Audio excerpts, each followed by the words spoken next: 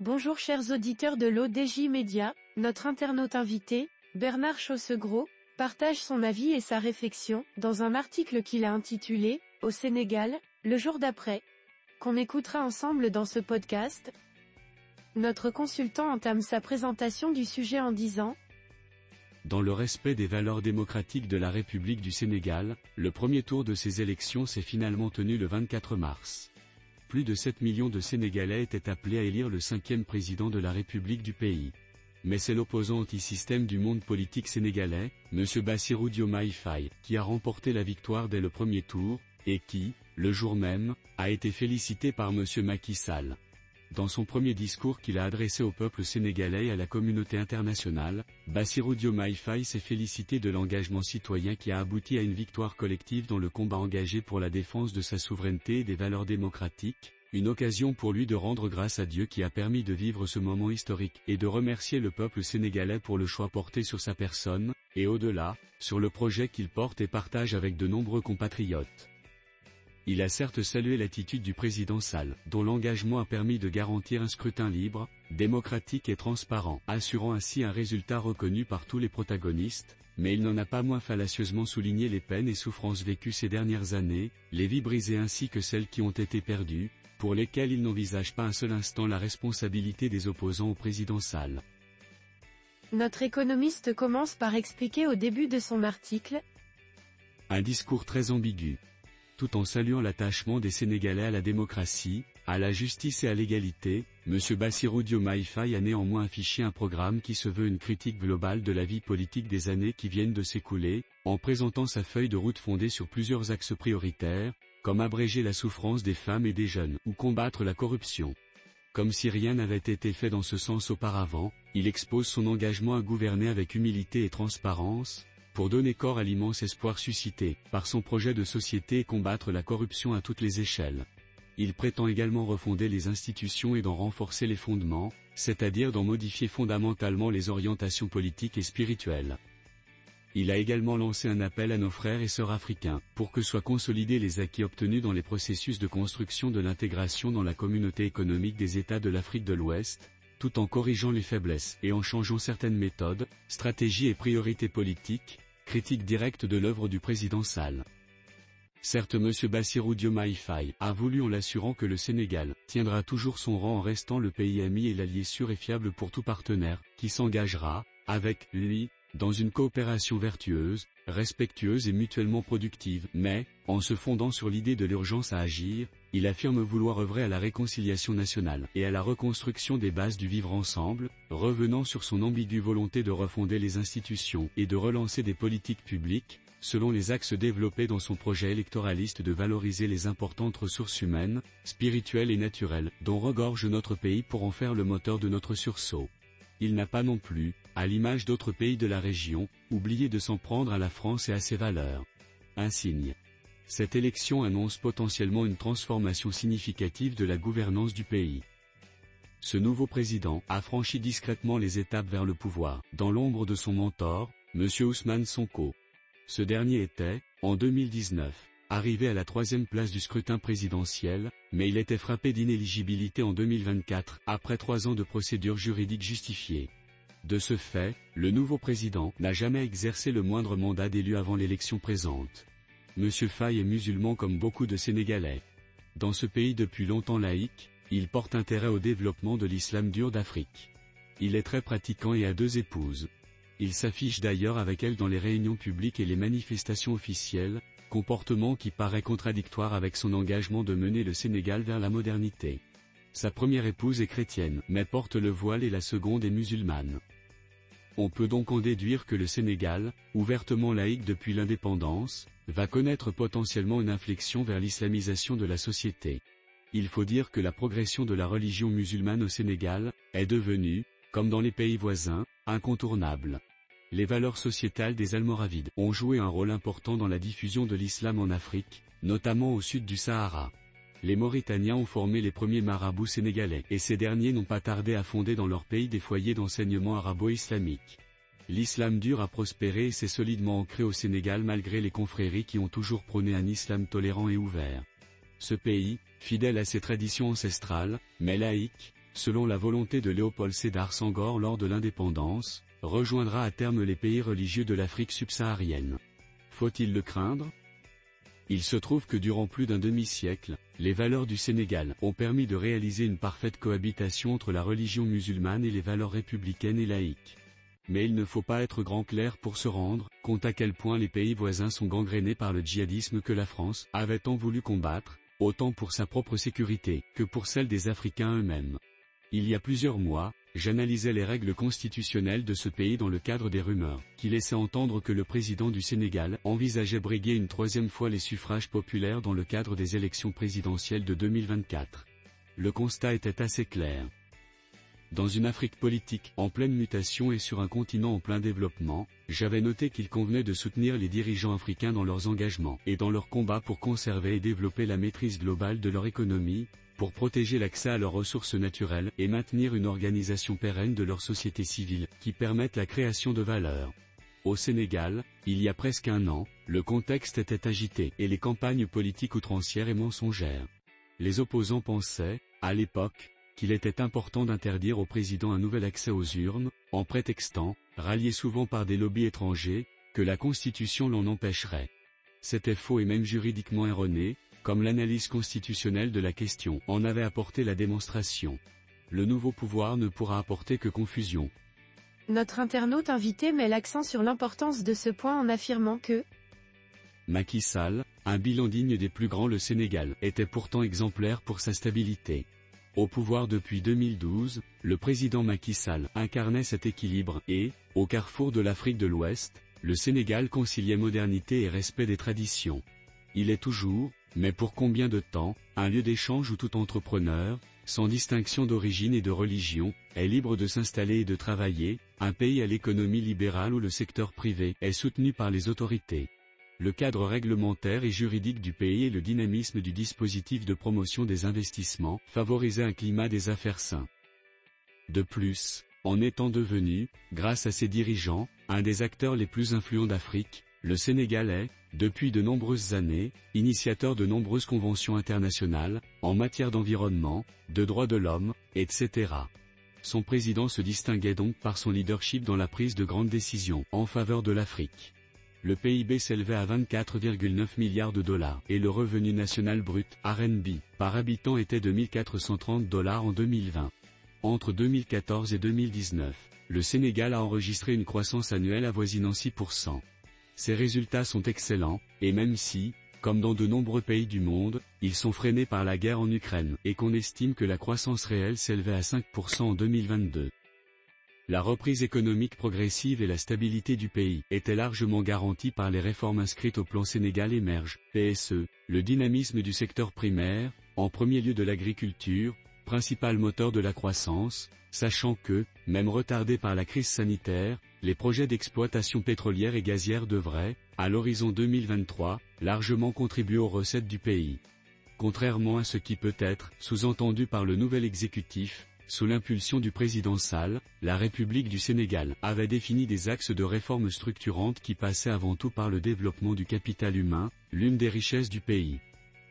Dans une époque particulièrement sensible aux causes environnementales, le Sénégal avait mis en place un fonds Sénégal Émerge d'appui à la mise en œuvre du plan Sénégal Émerge, PSE, qui est une stratégie décennale sur la période 2014 à 2023, avec une vision pour un Sénégal à l'horizon 2035 à travers 3 axes stratégiques: la transformation structurelle de l'économie et de la croissance, la protection sociale, le développement durable et la gouvernance. S'agissant du financement de l'économie, les axes retenus étaient la bancarisation des bas revenus, la simplification de l'accès des TPE et PME au crédit et au financement et le développement du crédit immobilier. Il s'agissait donc, de facto, d'un plan national intégré de développement des infrastructures, et comportant notamment la mise en place d'un conseil de l'économie numérique. Renforcer les infrastructures du pays nécessitait de renforcer les capacités d'impulsion de l'État, par la modernisation du service public en mettant l'accent sur l'optimisation des entreprises et des participations de l'État. Il convient de saluer le travail réalisé par le président Macky Sall au cours de son mandat. En véritable homme d'État, il avait une vision prospective adaptée aux réalités continentales, qui se traduisait d'ailleurs, sous sa présidence, par la réalité d'une Union africaine, qui faisait fortement entendre sa voix. l'auteur enrichit son discours de la manière suivante. Outre la création de la ville nouvelle de Diamniadio, les chantiers ont été nombreux, des ports, de nombreuses voies de communication routière, plusieurs autoroutes, 2500 km de routes nouvelles, des ponts de toute nature, des aéroports nationaux et régionaux et, parallèlement, le développement de l'aviation civile. Parallèlement, les transports publics ont été améliorés et restructurés. Une grande priorité avait été donnée à l'éducation et aux formations, dans les universités et les instituts, notamment par le développement de l'économie numérique et des services liés à cette technologie. Pour mieux satisfaire les besoins des populations, des progrès conséquents ont été réalisés dans la distribution de l'eau et celle de l'électricité, triplement des réseaux en 10 ans, et dans le domaine de la santé, avec la construction ou la modernisation des hôpitaux, Touba, Kaffrine ou Saint-Louis, et la création de laboratoires pharmaceutiques, comme à Diamniadio. Dans un domaine plus ludique, le sport a été fortement soutenu, ce que l'on peut illustrer par la construction ou la rénovation de plusieurs stades. Pour aider au développement économique, et notamment pour accompagner la croissance de la production agricole, qui a triplé durant la dernière décennie, des parcs industriels, Diamniadio ou Dias, ont été créés, ainsi que des centres dédiés à l'agriculture, agropoles régionaux, et dotés de programmes comme le Programme national des domaines agricoles communautaires, PRODAC, ou la Délégation générale à l'entrepreneuriat rapide des femmes et des jeunes, DER. Par ailleurs, le président Macky Sall a totalement intégré la notion de mobilité douce. Il a ainsi investi massivement dans les infrastructures ferroviaires avec la construction du TER et de la ligne BRT. Un élément de modernité complémentaire depuis sa prise de fonction, en 2012, le pays était sujet à rationnement en matière d'énergie. Désormais la fourniture et la distribution d'électricité sont largement maîtrisées, il n'y a plus de coupures, une base saine pour envisager un déploiement économique d'envergure. Le Sénégal avait travaillé à la paix dans le monde, et notamment dans le cadre de son implication dans la francophonie, par un travail diplomatique dynamique et un renforcement remarqué de la démocratie. Le pays avait renforcé son armée et créé un institut de guerre, tout en réussissant la pacification de la Casamance, vieux sujet de discorde dans la région. Le fonctionnement d'un État fort induisait un développement des moyens financiers mis au service de la modernisation du pays. Le budget est passé de 2 000 à 6 000 milliards de francs CFA durant la dernière décennie. La France se devait de s'inscrire dans le soutien à cette politique volontariste du gouvernement sénégalais. Les absents ont toujours tort, et la place que pouvait occuper la France dans le développement moderne du Sénégal risquait d'être prise par les pays qui ont développé une stratégie commerciale relativement agressive en Afrique, la Chine et la Russie. Quel sera l'avenir désormais des relations France-Sénégal ? Notre expert comptable approfondit sa réflexion de la manière suivante. Macky Sall, la démocratie cheville au corps. Monsieur Macky Sall est un grand homme d'État. On pourrait légitimement s'interroger sur les solutions républicaines qui s'offrent à lui après avoir quitté le pouvoir. Son départ, même s'il a été constitutionnellement cadré par les textes de droit, a été, dans l'esprit de certains, sans doute manipulé, conflictuel. Il n'en est rien pour qui connaît les dessous des cartes. Le président Sall se réoccupe suffisamment de l'avenir incertain du Sénégal, compte tenu des résultats du scrutin. Certes, il l'accepte, mais il craint des évolutions sensiblement similaires à celles des pays voisins, Mali, Niger ou Burkina Faso. Certes, les violences urbaines qui ont accompagné la période électorale ont été remplacées par des manifestations enthousiastes de victoire. Mais elles ont laissé des marques. Et pour qui connaît les luttes d'influence des grandes puissances en œuvre en Afrique depuis 20 ans, il y a de quoi s'inquiéter. L'objectif funeste des instigateurs, auteurs et complices de cette violence inouïe, était clair, semer la terreur, mettre notre pays à l'arrêt et le déstabiliser. C'est un véritable crime organisé contre la nation sénégalaise, contre l'État, contre la République et ses institutions, avait affirmé le président Sall, dans un discours début 2024. Il était le garant des institutions et cherchait la sécurité du pays face aux tentatives de déstabilisation. Les enjeux sont nouveaux. Il y a encore quelques mois, on pouvait s'interroger sur l'attitude qu'aurait le président Sall durant les combats électoraux de 2024, on peut aujourd'hui se demander quel pourrait être son avenir au Sénégal, compte tenu de sa forte personnalité. La décision de M. Sall de ne pas se représenter au suffrage des électeurs a eu le mérite de la clarté et mis fin au flou entretenu volontairement par ses opposants, une décision qui restaure finalement la réputation récemment mise à mal de la démocratie sénégalaise. Le Sénégal dépasse ma personne et il est rempli de leaders capables de pousser le pays vers l'émergence. On a tant spéculé, commenté ma candidature à cette élection. Mes priorités portaient surtout sur la gestion d'un pays, d'une équipe gouvernementale cohérente et engagée dans l'action pour l'émergence, surtout dans un contexte socio-économique difficile et incertain. J'ai une claire conscience et la mémoire de ce que j'ai dit, écrit et répété, ici et ailleurs, c'est-à-dire que le mandat de 2019 était mon second et dernier mandat. J'ai un code d'honneur et un sens de la responsabilité historique, qui me commande de préserver ma dignité et ma parole. Et pourtant, Macky Sall a été le premier chef d'État africain, en 2014, à être accueilli en Chine par Xi Jinping. Depuis 2021, la Chine participe au développement de l'indépendance numérique du pays. La croissance économique sénégalaise était de 6,8% en 2018, en dépit d'une dette publique en légère augmentation et d'un chômage élevé. En 2013, le président Sall avait lancé une réforme sociale avec la mise en œuvre de la couverture maladie universelle, dans un pays où le taux de pauvreté demeure assez haut avec près de 50%. En mai 2015, le président Sall a été élu président de la Communauté économique des États de l'Afrique de l'Ouest, qui comprend 15 États de la région. Sur la diplomatie régionale, il a mis en œuvre avec les chefs d'État des pays voisins, en favorisant la promotion d'une gestion africaine des crises africaines, démontrant ainsi une capacité diplomatique et la prise en compte des droits humains. Les Sénégalaises et les Sénégalais s'apercevront très rapidement de leur erreur et constateront que leur choix n'a été guidé que par une propagande manipulatrice sans fondement. Ils regretteront amèrement ce grand président, qu'aura été Macky Sall et qui incarnait aussi fortement l'âme du Sénégal. L'auteur continue ainsi. Secrétaire général de l'ONU, une voie toute tracée pour M. Macky Sall. M. Macky Sall se retire de la vie publique de son pays, après l'élection de M. Bassirou Diomaye Faye. Il sort renforcé des dernières élections présidentielles au Sénégal, au cours desquelles il a démontré sa stature d'homme d'État, président d'un État de droit respectueux des règles de droit. C'est en effet grâce à son action que les élections présidentielles de 2024 se sont déroulées la semaine dernière dans le respect du pluralisme républicain. Un temps convaincu par des études de juristes constitutionnalistes qu'un nouveau mandat de sa part était constitutionnellement possible, il avait rapidement estimé qu'il ne devait temporairement conserver son poste que pour défendre la démocratie au Sénégal.